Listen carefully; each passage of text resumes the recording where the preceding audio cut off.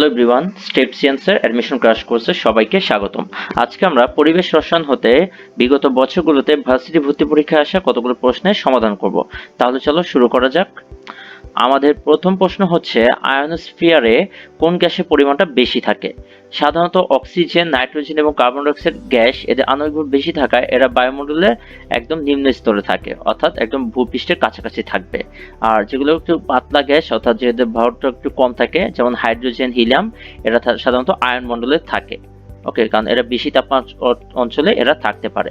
তাহলে হাইড্রোজেন এবং হিলিয়াম গ্যাসটা আমরা আয়নোস্ফিয়ারে পেয়ে থাকি। সো আমাদের অ্যান্সার হচ্ছে এক নাম্বারটা। আমরা চলে যাই আমাদের পরবর্তী প্রশ্নে। আমাদের এই প্রশ্নে বলা আছে বাতাসে অক্সিজেন গ্যাসের আংশিক চাপ কত? তো প্রশ্নটা একটু খুবই সুন্দর একটা প্রশ্ন। এটা আমরা কিভাবে হিসাব করতে পারি? আমরা যে কোনো একটা গ্যাস তার আংশিক চাপ কিভাবে হিসাব করতে পারবো? ধরলাম গ্যাসটার নাম হচ্ছে এক্স। এক্স এর আংশিক চাপ আমরা কিভাবে হিসাব করি? তার মোল সংখ্যা ডিভাইডেড বাই টোটাল মোল সংখ্যা ইনটু হচ্ছে টোটাল চাপ। এখন আমরা এই ফর্মুলা ব্যবহার করে অক্সিজেন গ্যাসের আংশিক চাপটা বের করতে পারবো। কিভাবে বের করতে পারবো?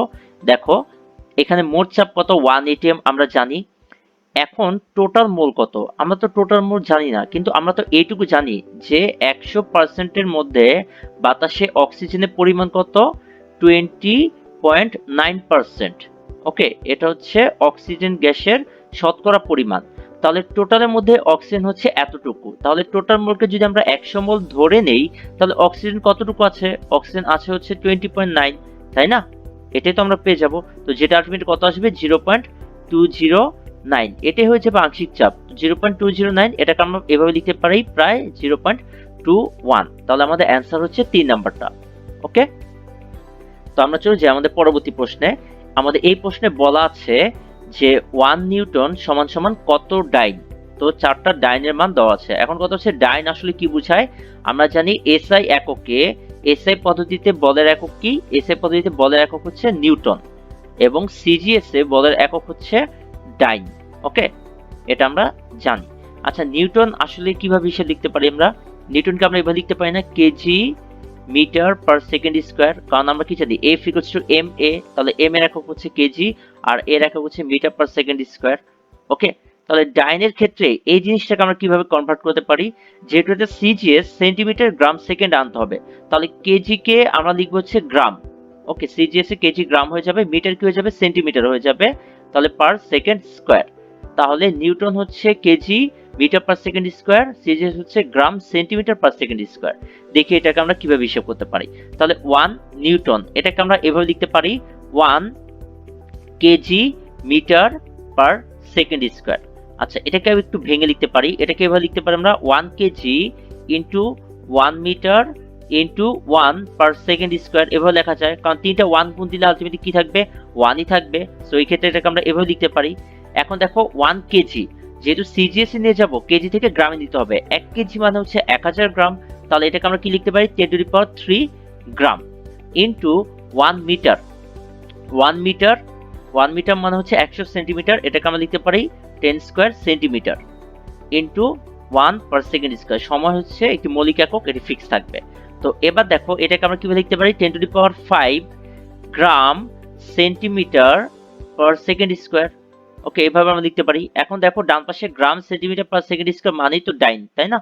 তাহলে এটা হচ্ছে 10⁵ ডাইন। এটাই হচ্ছে আমাদের অ্যান্সার। তাহলে আমাদের অ্যান্সার হচ্ছে 10⁵ ডাইন। আমরা চলে যাই আমাদের পরবর্তী প্রশ্নে। আমাদের এই প্রশ্নে বলা আছে চার্লসের সূত্রে লেখচিত্রের প্রকৃতি কিরকম? আচ্ছা, চার্লসের সূত্রটা আমরা কি জানি? আমরা জানি যে স্থির চাপে কোন গ্যাসের আয়তন এর পরম তাপমাত্রার সমানুপাতিক। তো এই ক্ষেত্রে স্থির থাকে কোনটা? পি স্থির থাকে, তাই না?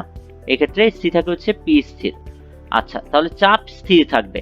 তো আইসোথার্ম বলতে বোঝায় যে তাপমাত্রা স্থির থাকবে। হ্যাঁ, আইসোকোর বলতে বোঝায় আয়তন স্থির থাকবে, এবং আইসোকোর আলটিমেটলি বাংলায় কি দ্বারা? সম আয়তনীয়। আইসোবার মান হচ্ছে চাপ স্থির থাকে। তাহলে আমাদের অ্যান্সার হচ্ছে 3 নাম্বারটা। এবার আমাদের একটি কোয়েশ্চেন দেওয়া আছে। মনে করি একটি বাস্তব গ্যাস 801 ডিগ্রি সেন্টিগ্রেড তাপমাত্রায় আদর্শ গ্যাসের ন্যায় আচরণ করে। এই তাপমাত্রাকে আমরা কি বলতে পারি?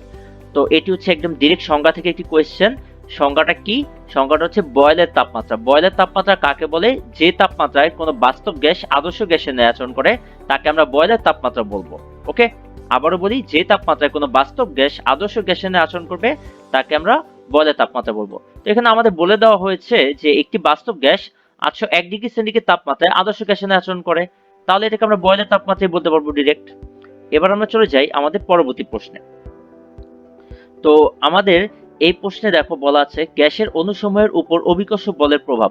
আসলে গ্যাসের গতিতত্ত্ব শিক্ষা থেকে আমরা জানি যে অণুসমূহের উপর গতি অভিকর্ষ বলের কোনো প্রভাব নেই।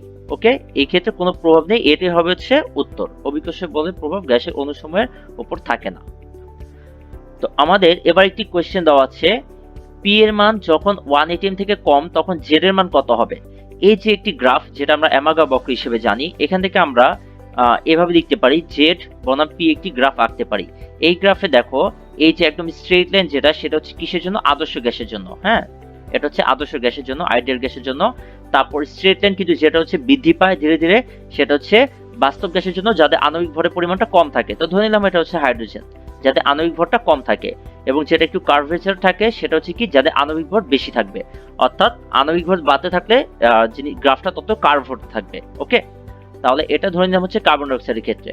এখন খেয়াল করো পি এর মান যখন 1 থেকে কম, তাহলে এই পয়েন্টে পি এর মান কত? 0।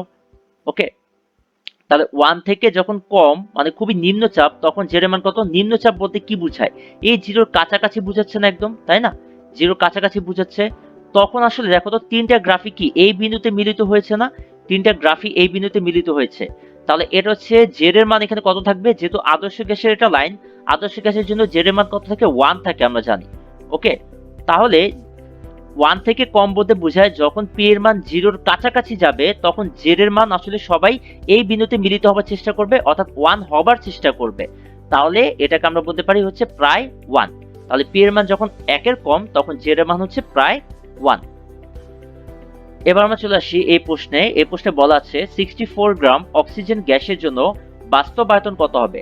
আচ্ছা, এই কোশ্চেনে অনেকে কি করবা, প্রথমে উত্তরটা এটা দাগা দিবা, কারণ 1 মোল যে কোনো গ্যাসের আয়তন আমরা কত জানি? 22.4 লিটার। তাহলে 2 মোলের জন্য কত হবে? 44.8 লিটার। কিন্তু আসলে সেভাবে না, এখানে তোমাকে স্পেসিফিক ভাবে বলে দেওয়া আছে বাস্তব আয়তন। তো বাস্তব আয়তন বলতে আমরা বুঝবো হচ্ছে বাস্তব গ্যাসের আয়তন, যেটা আলটিমেটলি হচ্ছে V - NB। ওকে, তাহলে এটা আলটিমেটলি কি দাঁড়াবে? এটা আলটিমেটলি দাঁড়াবে হচ্ছে V - N হচ্ছে এখানে মোল সংখ্যা। তাহলে 64 গ্রামের জন্য কত মোল হবে? 64 ডিভাইডেড বাই এর আণবিক ভর হচ্ছে 32, যেটা আলটিমেটলি কত দাঁড়াবে? 2 দাঁড়াবে। তাহলে এটা কত হবে? 2B। এটাই হচ্ছে আমাদের অ্যান্সার। তাহলে আমাদের অ্যান্সার হচ্ছে 2 নাম্বারটা। আমরা পরবর্তী প্রশ্নে চলে আসি। এখানে বলা আছে আণবিক ভরের সাথে বিচ্যুতি সম্পর্কটা কি। আমরা বিচ্যুতি বলতে অ্যামাগা বক্রের যে কার্ভের যে বিচ্যুতি সেটা আমরা বুঝে থাকি। সেই বিচ্যুতি হচ্ছে আণবিক ভরের সমানুপাতিক। ওকে, ভর যত বাড়বে গ্রাফটা কার্ভেচার তত বাড়বে, অর্থাৎ বিচ্যুতি তত বেশি হবে। এবার আমাদের একটি প্রশ্নে বলা হয়েছে ভ্যান ডার ওয়ালস সমীকরণের ধ্রুবক বি কি নির্দেশ করে। ভ্যান ডার ওয়ালস সমীকরণ আমরা কি জানি? এরকম একটা টার্ম আছে V - NB।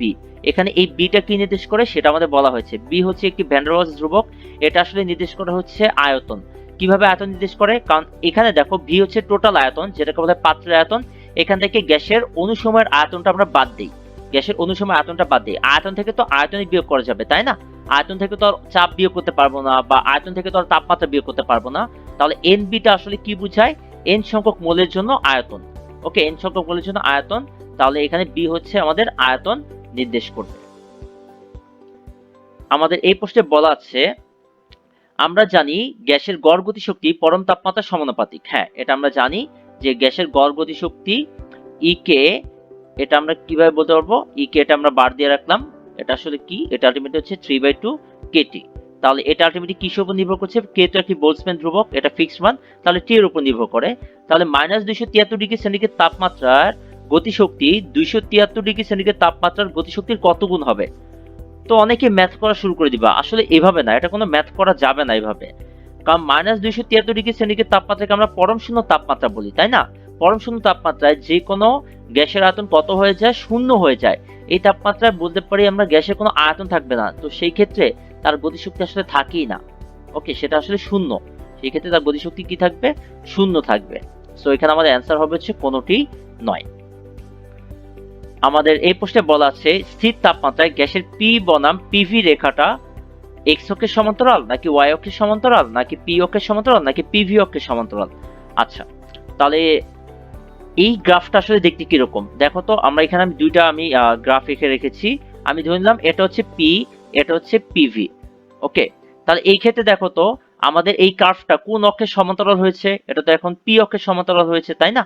তো অনেকে কি করবা, পি অক্ষটা এক্স অক্ষ বরাবর দেখে এক্স অক্ষের সমান্তরাল দাগিয়ে দিবা। আসলে ঘটনা কিন্তু এরকম না। আমি গ্রাফটাকে চাইলে এভাবে আঁকতে পারতাম। আমি যদি এখানে পিভি দিতাম, এখানে যদি পি দিতাম, তাহলে কি হতো? তাহলে দেখো এই ক্ষেত্রে আবার সেটা ওয়াই অক্ষের সমান্তরাল হয়ে যায়। তো এত প্যাচ লাগানোর দরকার নাই। আমরা খুবই সিম্পল হিসাব, যেই অক্ষ বরাবর পি থাকবে গ্রাফটা তো সেই অক্ষ বরাবরই যাচ্ছে, তাই না? দেখো এখানে পি অক্ষ হচ্ছে, এখানে দেখো গ্রাফটা এই বরাবরই যাচ্ছে, তাহলে এটাকে আমরা ডিরেক্ট বলবো হচ্ছে পি অক্ষের সমান্তরাল। আমাদের পরবর্তী কোয়েশ্চেন বলা আছে স্থির তাপমাত্রায় গ্যাসের চাপ বনাম আয়তন লেখচিত্রটা আসলে কিরকম? এটা হচ্ছে গ্যাসের চাপ বনাম আয়তন লেখচিত্রটা বয়লের সূত্র থেকে আমরা পাই। এটা আসলে একটি আয়তাকার অধিবৃত্তের সমীকরণ। ওকে, তাহলে আমাদের অ্যান্সার হচ্ছে 3 নাম্বার। এটি হচ্ছে একটি আয়তাকার অধিবৃত্তের সমীকরণ। তারপর আমাদের 14 নাম্বার এই কোশ্চেন বলা হয়েছে মেসোস্ফিয়ার ও থার্মোস্ফিয়ার এর মধ্যবর্তী বায়ুর পাতলা স্তর কি নামে পরিচিত? এটা আসলে মেসোপজ নামে পরিচিত বা মেসোবিরতি নামে পরিচিত। ওকে, এটা মাথায় রাখবো। মেসোস্ফিয়ার ও থার্মোস্ফিয়ার মধ্যবর্তী বায়ুর পাতলা স্তর মেসোপজ নামে পরিচিত। অর্থাৎ যে স্ফিয়ারের পরে সেটার বিরতি হয়ে যায় অথবা সেটা পজ হয়ে যায়। যেমন ট্রপোস্ফিয়ারের পরে ট্রপোবিরতি পাবো, আর স্ট্র্যাটোস্ফিয়ারের পরে স্ট্র্যাটোবিরতি বা স্ট্র্যাটোপজ পাবো। ওকে, তাহলে আমাদের অ্যান্সার হচ্ছে মেসোবিরতি বা মেসোপজ। আমাদের সর্বশেষ প্রশ্ন হচ্ছে হিলিয়াম গ্যাসের ক্রান্তি তাপমাত্রা কত? ক্রান্তি তাপমাত্রা বা সন্ধি তাপমাত্রা বা সংকট তাপমাত্রা এটা আসলে নির্দেশ করে। তো এটা হচ্ছে মুখস্থ মান। হিলিয়াম গ্যাসের জন্য এটা হচ্ছে -268 ডিগ্রি সেন্টিগ্রেড। ওকে, হাইড্রোজেন গ্যাসের জন্য হচ্ছে -240, কার্বন ডাই অক্সাইডের জন্য হচ্ছে 31.1 ডিগ্রি সেন্টিগ্রেড। তাহলে আমাদের অ্যান্সার হচ্ছে 4 নাম্বারটা। তো আমরা আসলে শেষ পর্যায়ে চলে এসেছি। আই হোপ সবাই কোয়েশ্চেনগুলো সমাধান বুঝতে পেরেছি। সবাইকে সাথে থাকার জন্য ধন্যবাদ।